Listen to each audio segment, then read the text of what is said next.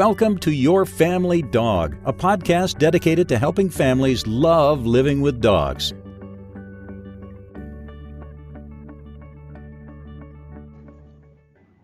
Hi, welcome back to Your Family Dog.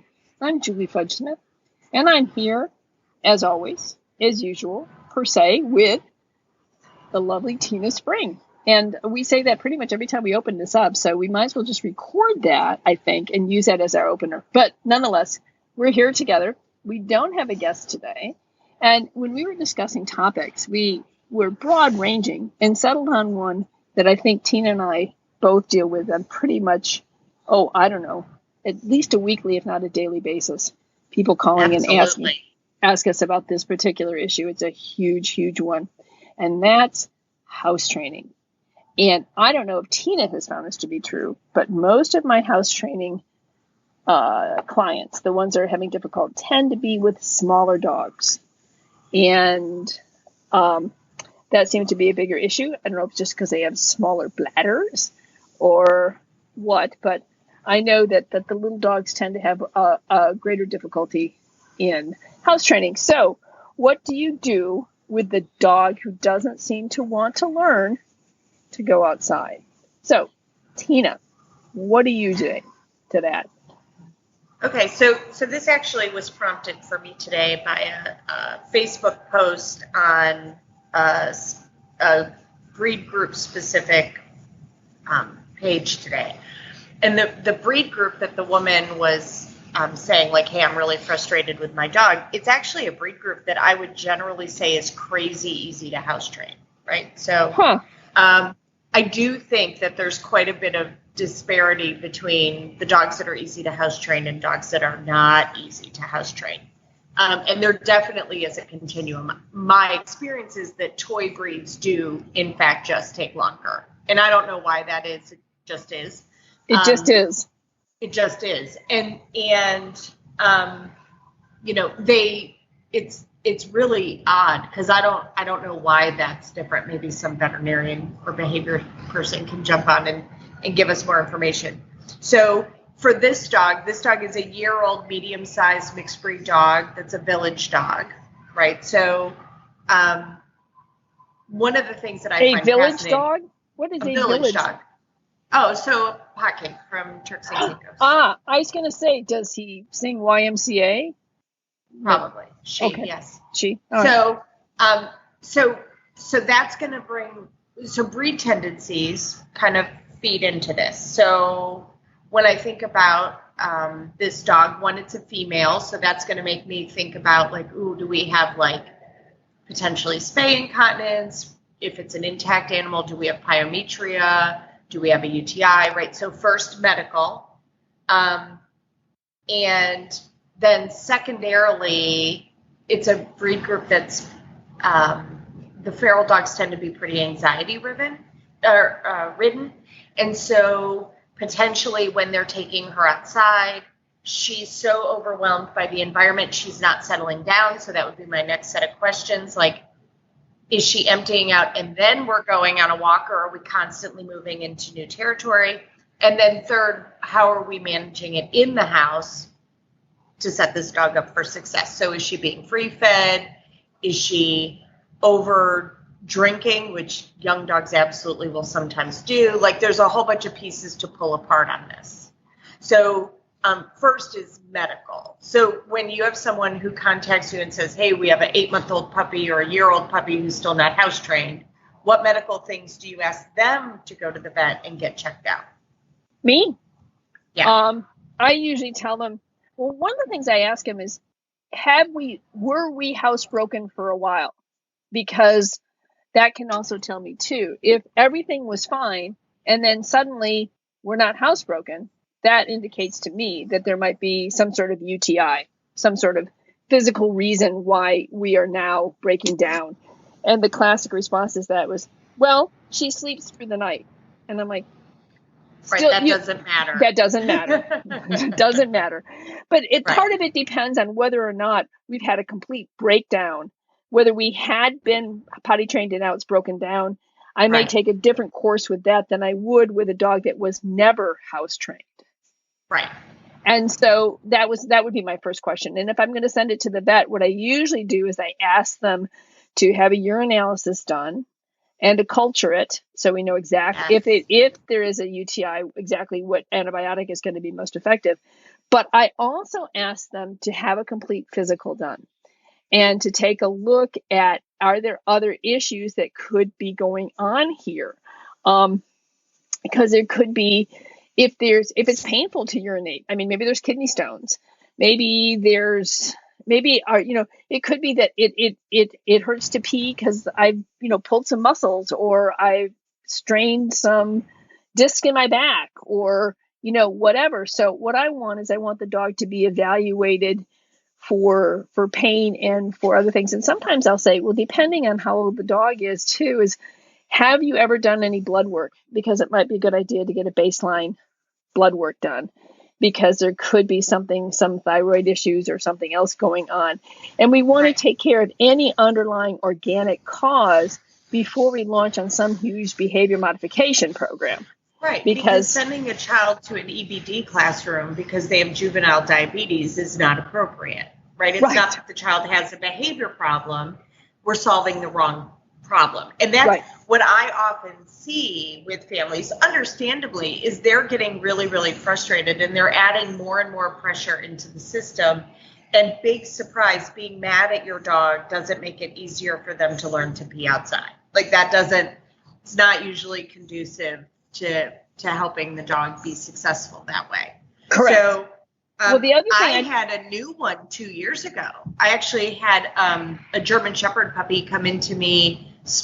We did a board and train, but the big issue was she was 8 months old and not house trained yet. And I was like, good googly moogly, we should have had this done already. And she of course got us at the end. But my vet said, well, is this an ectopic ureter, which I had never heard of. So this is that the ureter is going to the bladder. That's a new one for me. Right, in the appropriate place. And so the bladder feels full even when it's not. So it's really rare, and it can be really difficult to diagnose. It can be difficult or impossible to treat. But it is important to understand that sometimes just inflammation in the bladder, like a dog who's dealing with just inflammation is struggling with having a bladder that feels full, and that they're expressing that bladder, whether it was full or not, right? So one, I would absolutely say you always have to start with medical, and that sometimes frustrates people because they're like, it's just a bad dog. And I love you enough to say, like, let's run a test and make sure we're just being a naughty dog. Right. Okay, I agree. And even with little boy dogs, I will ask them to do a urinalysis, although UTIs are not as common in males, I don't think, as they are in females. I just think they're not tested. I think it's just as prevalent in boy puppies, in my experience. So my own feeling is kind of like a urinalysis is such a non-invasive, easy test to do. Let's start there. Because, and that's not to say that we can't tighten up our pottying procedures. Right.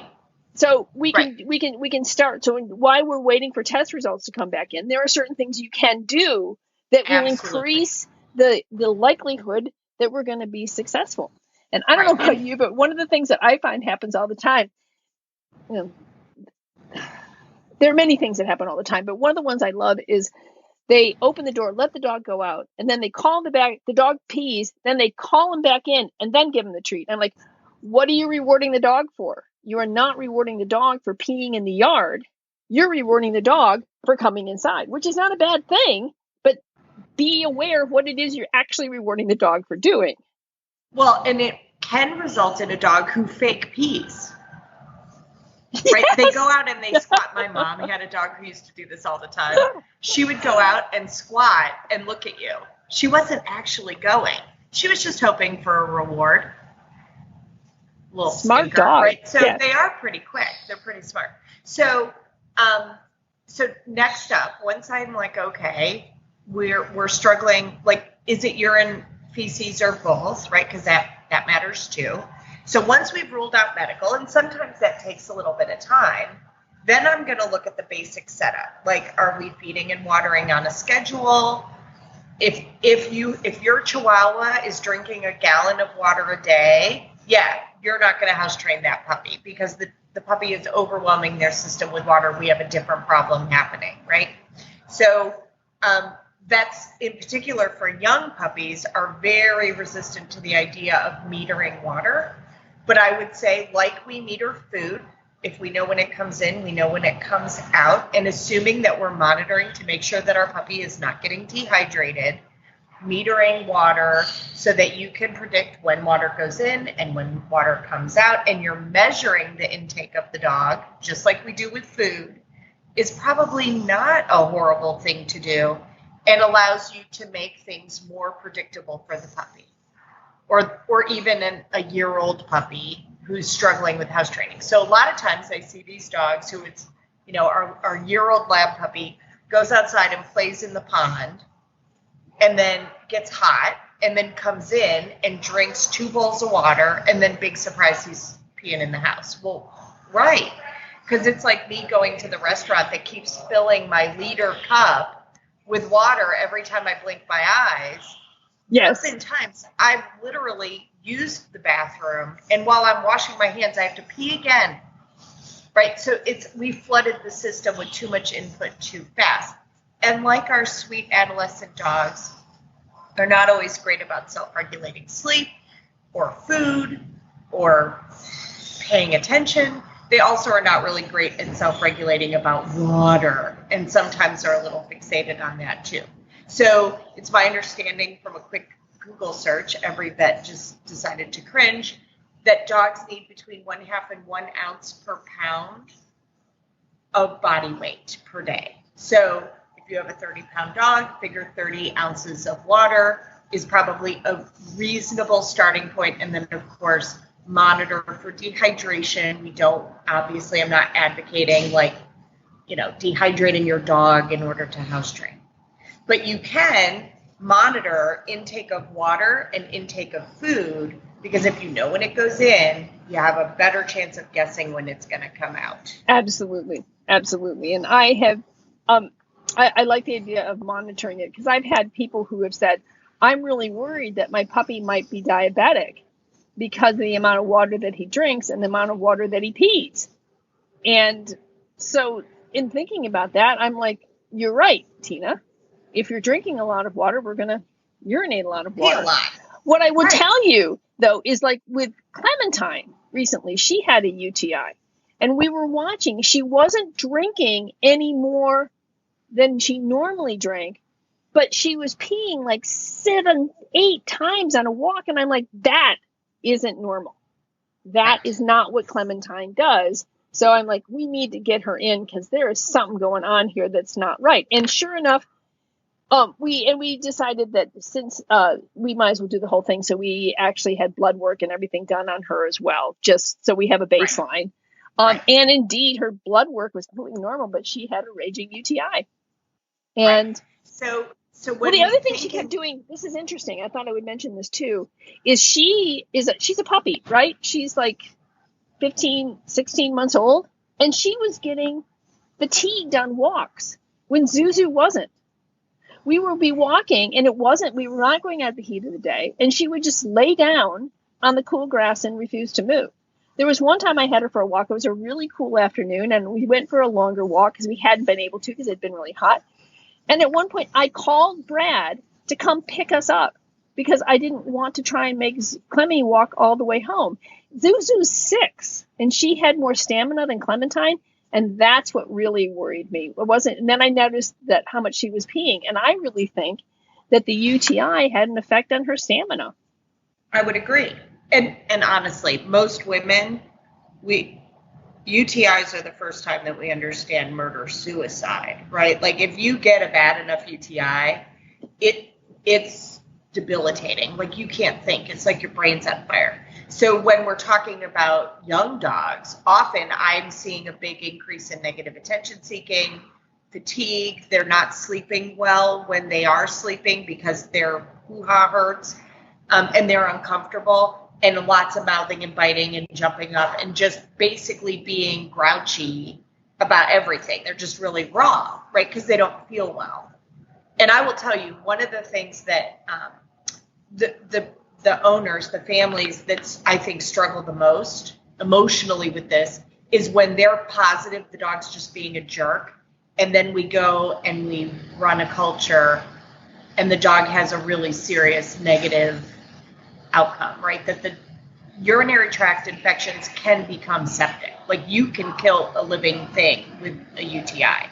So often, or in the case of a woman who gets one, she could kill somebody because of the UTI.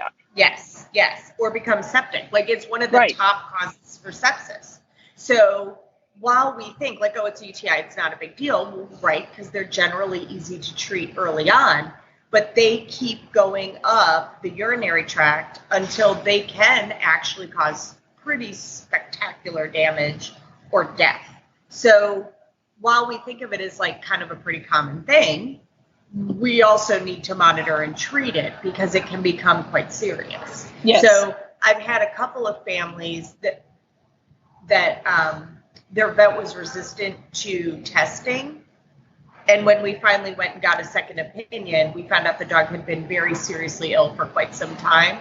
And then it takes a year maybe of consistently working on building health in that dog to get them back to a healthy urinary tract. So that health part is an important one. Well, the other thing I wanted to add in about that too is because most urinary tract infections, they're bacterial in origin, so they're treated with an antibiotic. Well, what happens with the antibiotic? But now you are also, as we learned with Dr. Becker, which if you haven't listened to Dr. Becker's episode, you should. It's the one before this, and it's really good. So stop listening to us and go listen. And she's awesome, and we love her. And she has amazing hair. Oh, really, she does. But aside from all that, what we know about antibiotics is they're going to mess up your dog's biome, and not just the biome that we're trying to get rid of. It's going to mess up the biome in the urinary tract. It's going to mess up the biome in the digestive tract. It might even mess up the biome on the skin. So when we have to treat these things, especially if we have to do any kind of a long course of antibiotic, then we're talking about taking a long time to reestablish those biomes. Right. So it's not just about killing off the bad bugs. It's about building health too. So that becomes like a much bigger deal. And sadly, lots of vets don't really know how to do that. They know how to treat disease. So sometimes we have to go to other sources to try to find out good ways to add good pre and probiotic in, and how to, for example, I a lot of times with my old male dogs, when they're prone to UTIs, we use the mannose powder to just coat that urinary tract and kind of try to prevent the onset of a UTI, because I'm trying to keep them as healthy as long as I can. And we talk about with health and longevity in dogs that we want them to stay well as long into life as they can. But like a UTI can absolutely, in my experience, trigger kind of that collapse of the overall system to a dog's overall health declining very quickly when they're elderly. Okay. Yes. So next, I would agree. And also too, we also want to point out that we are not badgering vets. We love vets. No, I love vets. But part of it is expect them to be wizards. Right. And like they can't know all the things. Right. And what they have been taught to do is to treat disease. And they do that very, very well. Beautifully. Yes. So there's just like our doctors, right? They treat disease, but we have to build the health, right? That's a separate thing. Okay. So then we look at stress. So one, I'm like, okay, are you taking the dog out or are you just sending the dog out? My pug will go outside in the backyard and sniff around and trash talk the deer and yell at the squirrels and badger his siblings and not actually empty out. He's just out there being a goof, doing whatever dogs do. You bring him in and he's like, oh, now that you mention it, I could actually urinate, thanks. I'm like, go outside and potty. So one of the things that I would say is if your dog isn't house trained, if you're struggling with that, I'm going to ask you the question, are you going outside with the dog to monitor what they're doing? Because it may be that your dog is like, oh, I go outside and I play for 45 minutes and then I come in and I urinate in the house. Well, if that's happening, your dog is probably not emptying out outside. So I'm a brat. I want my dogs to empty out first and play later. I'm just a jerk face. Oh, I'm the same jerk. Oh, good. Excellent. At least I'm not alone. So I take dogs out on leash when I'm house training. You go out on leash. After you pee and poop and you empty out, then you get to go on a walk, or then you get to play. Exactly. I don't keep walking into new territory over and over and over again, desperately trying to get that dog to eliminate. It doesn't work. So I walk to an area that's a good candidate for pottying, and I kind of just stand there. Yes. I tell people, do your very best imitation of a telephone pole. Yes. And maybe I'll walk around in a 10 by 8 area, but we're not moving into new territory, because if you have a sensitive dog, every time you move into new territory, you're overwhelming them again. It's like resetting. You restart, right? Yes. You reset the clock. So that's what I would say is, when I get those dogs who are really hard to house train, it's almost always that those dogs are overwhelmed by being outside. So what they do is they go outside, their dance ticket is full, right? They have their dance cards full. They can't deal with all the stimulus. They come back in, they relax, they urinate and defecate, because that's a fixed environment, relatively speaking. So you can't take the dog on a 3-mile walk, because you're resetting constantly. That dog needs a static environment, or relatively static, in order to be successful. So that's sometimes the breaking point with those dogs that seem resistant to house training. I'm like, oh, it's just you keep moving into new territory. I also don't stay out there for 2.5 hours.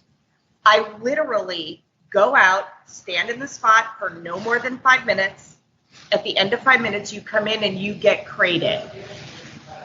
If you complain in the crate and say, hey, lady of the house, lady with the string cheese, I need to pee, I put you on a leash and I take you right back to the potty area. And I'm relentless about it. We're not doing other things until I know you've eliminated outside.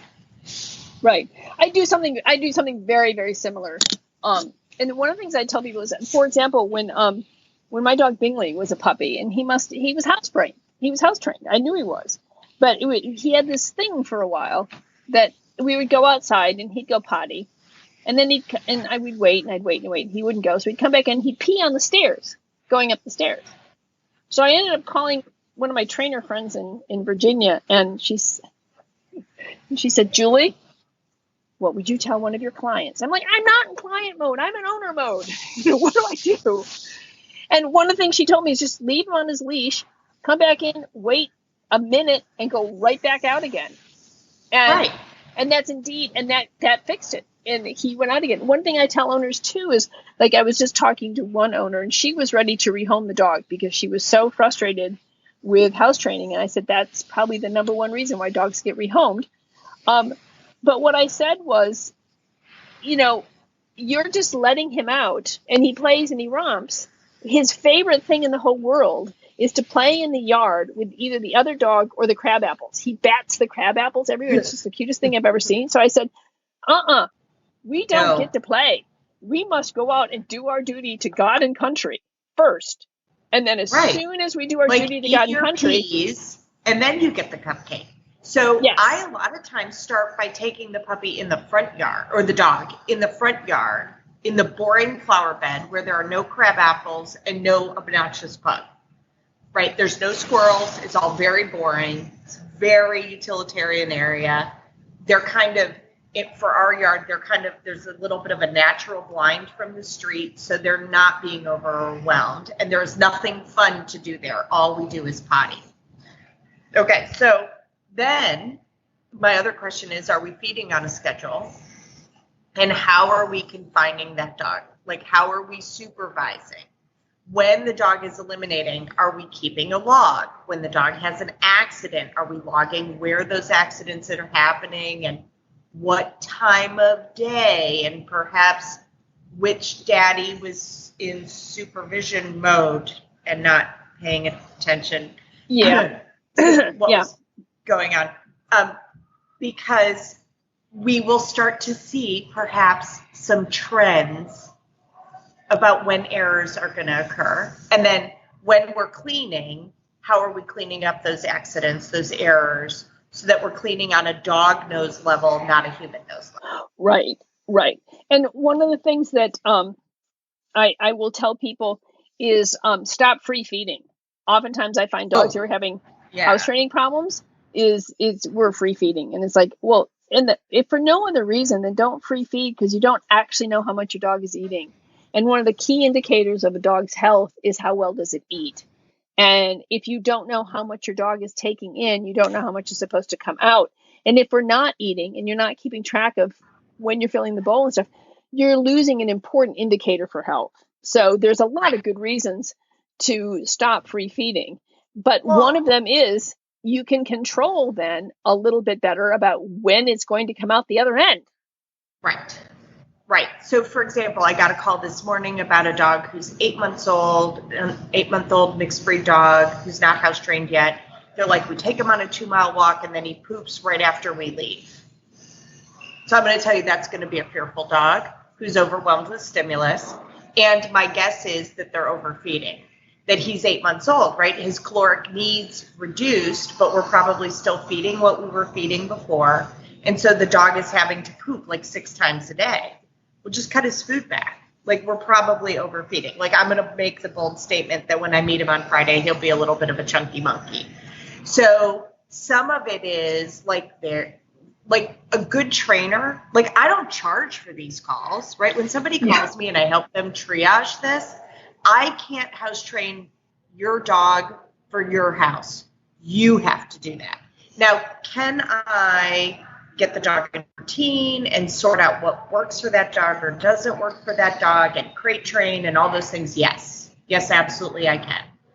But in the end, when this dog goes home from the board and train, the family's going to have to pick up where we left off. And if they feed him 6 cups of dog food a day, he's going to have to poop 6 or 8 times a day. If they feed him a cup in the morning and a cup at night of a good high quality dog food, he's not going to have to move his bowel nearly as often. Right. And so all of a sudden, his needs change pretty dramatically. And these are first-time dog owners. They just don't know. Like, they're just learning. Right.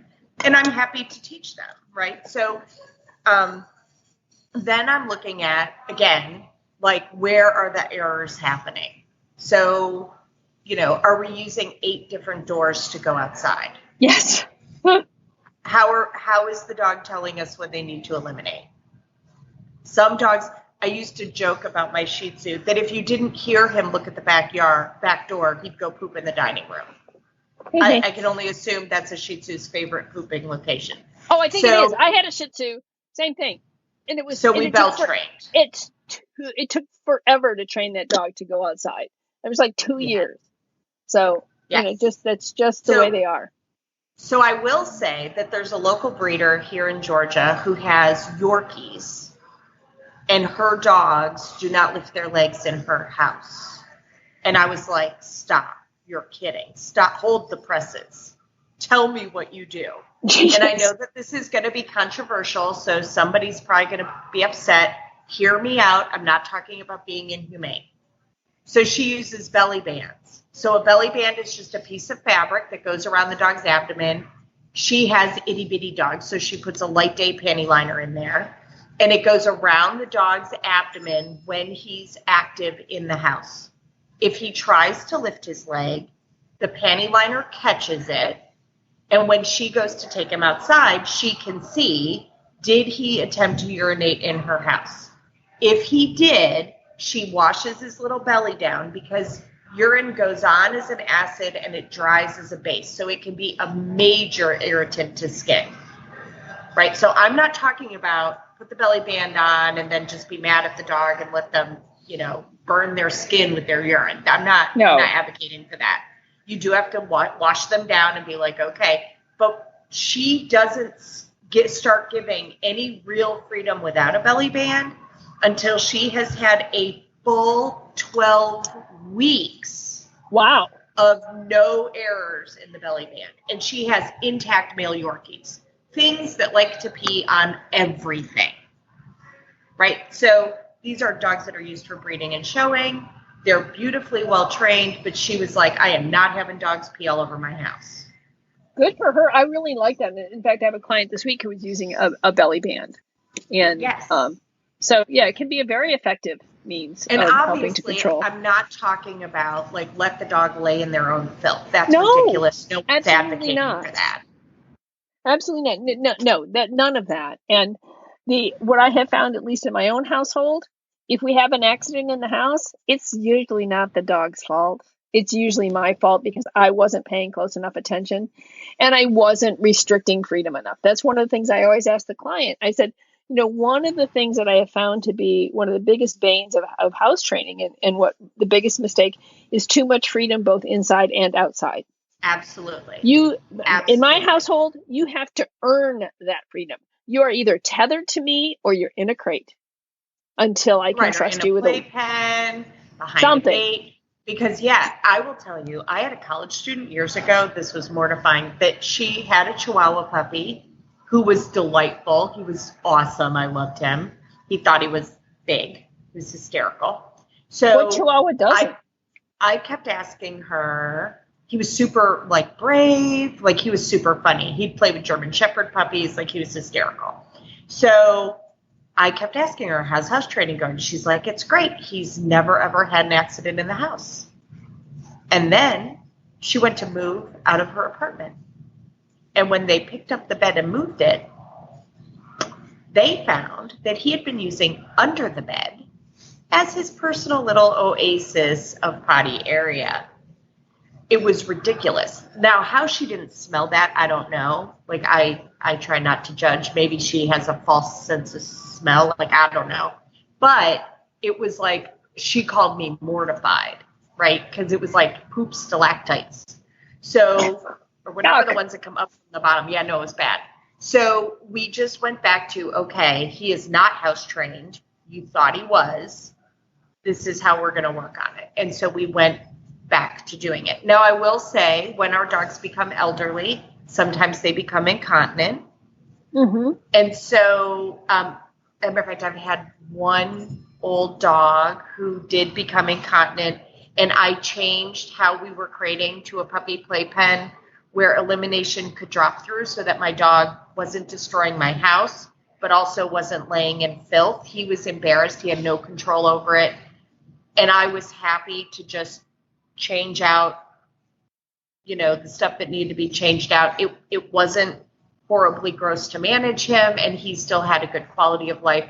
He just wasn't able to hold his bladder and bowel anymore. Vet had cleared him. We had done all the things. This was just one of those things. He had a little issue with that. So I didn't want to hate him, and I didn't want him destroying the house, right? I didn't want every other dog in the house not being house trained because this dog was having problems managing elimination. So to recap, right, we want to monitor what's happening. We want to manage and build on success, not failure. And notice at no time have we said punish the dog. Right. No, there's no punishing going on here. In fact, what I tell owners is what you need to think about is immediately rewarding the dog as he starts urinating. That's when you're reaching into your bait bag, and when he's done, it's, oh, yay, good boy, have a treat. Now I let you off your leash, and we can play in the yard. So for this particular little dog that I was working with this week, there were two rewards that we were going to institute. One is you get a little treat for doing your duty, and the other one is you get to play in the yard, which is what he really wanted to do. So no, we're not talking punishment at all. And if your dog has an accident inside, what I tell owners is c'est la guerre. Such is or c'est la vie, such is life, such is war. It just is. Clean it up and move along. Well, and don't make the same mistake again. Right. Very good point. I mean, I went and met with the cutest family yesterday and their puppy. And what we figured out was the dog was being obnoxious with the kids, partially because we didn't really have a plan, right? We're just getting the puppy out and it's a little bit of a free-for-all, and then things are escalating, and, nobody's being a jerk. Like, nobody's trying to set the plan that it's a hot mess, but a hot mess yet it, becomes. So if I know that Christopher's taking a nap and I'm going to teach a lesson, I'm not going to leave the dogs that aren't house trained loose running around in the house. Like, that's just setting Christopher up to fail, as well as the dogs. So some of this is figuring out where the errors are happening so that we're preventing them. Now, are there dogs that are so phobic? I had a case years ago that somebody had their fearful beagle outside, and the tree in their front yard got hit by lightning just as the dog squatted to eliminate. It was horrible. Like, we ended up medicating that dog because she was phobic about being outside and peeing. Talk about trauma. That is exactly. A huge trauma. I mean, the owner and the dog both had burns, light burns, from the lightning strike that happened like 15 feet away. Like, it was crazy. By the way, blue sky. Only Georgia can do this. So, like, no storms in the area. They went outside, boom, lightning strike. That's crazy amazing. Fluke of a thing. So, can things happen that traumatize the dog? Absolutely. Right? So that dog, when we were retraining, we were taking her to a completely separate area of the yard because she didn't want to go in the front yard. The front yard was like no man's land. Like, we're not doing that. It's terrifying. Dragons happen there. So literally, that was understandable. It's like a literal dragon. The boom, the light, a literal dragon. Yes. Right. So flukes can happen, but my experience is most dogs can absolutely be house trained. If they can't, well, then we got to talk about some other stuff that's not nearly as much fun. But there's an awful lot you can do. And if you have a dog who, for whatever reason, has learned to eliminate in a crate, there are crates made that have grating as a false floor that you can put non-pheromone scented, like unscented pee pads underneath, that if your young puppy or dog needs to eliminate, they can eliminate and not be laying in it. It's not gross to clean up. It doesn't destroy your house. So it can buy you time while you're trying to house train this dog. I used one for my old dog when he had vestibular. Right. Well, one of the things we can do then is let's put in the show notes a link to that kind of crate. So if somebody wants to find one, sure. We'll have that. And also to non-pheromone pee pads. So we'll get links for all those things. I buy. It sounds like I Spy with my little eye. Right. I buy what are loosely pee pads that are used for medical. Okay. For humans. So I think the thing to remember here when you're talking about house training is that don't give up. Don't feel like this is hopeless. That there are things that we can do. You need to check husbandry issues, medical issues as well as husbandry, like feeding issues. Then you also have to just take a look at what kind of structure can I impose so that the dog has a clear understanding of what's expected of him. If I don't understand what the yard is for, I'm not going to use it appropriately. So we want to set up some structure. We want to eliminate any kind of physical reason why we might be having problems. We want to impose structure perhaps on food and water so we can get a better idea of when we're going to go so that we can be better about taking our dogs out. And we're also going to choose a spot for them to use that is appropriate and has the things that your dog needs, maybe a little bit of privacy. But the other thing is I was going to mention is in crates, for example, if you have a small dog, make sure the crate is small enough so the dog can lay down, stretch out, turn around, stand up, and sit, but not so big that we can make it both a bedroom and a bath, because dogs are loath to go to the bathroom where they sleep. So don't give them a crate that's too large for them to be able to. You want them to sleep and not think of it as a bathroom, a bed and a bath, just a bedroom. The other thing to remember is that oftentimes bowels and bladders wake up when you move from one activity to another. So when you go from sleeping to not sleeping, from playing to not playing, from eating to not eating, it's really important that you think about those transitional periods and get your dog out to potty, because it's oftentimes when things go from one activity to another, transitions are when bowels and bladders wake up, because we're going, especially if we're going from something really fun like we were playing and we're really excited, now we're coming down and we're starting to relax. That's a good time to take your dog out to potty, because he's likely that as he's relaxing, his bladder is relaxing too and going, who knew? There's something in here. It needs to come out. Let me talk quickly about, so we have an 11-year-old Jack Russell Terrier at our house. He was loved by his family, but was loosely raised by wolves. And while we have been trying to run this down medically, for some reason, randomly, sweet Mr. simply cannot hold his bladder. And behaviorally, it is he's in the middle of walking and he all of a sudden gets caught short and squats and just pees a leg. He could have just been out. He eliminated.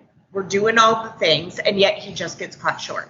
So what we were seeing was using a traditional crate that's traditionally sized for him.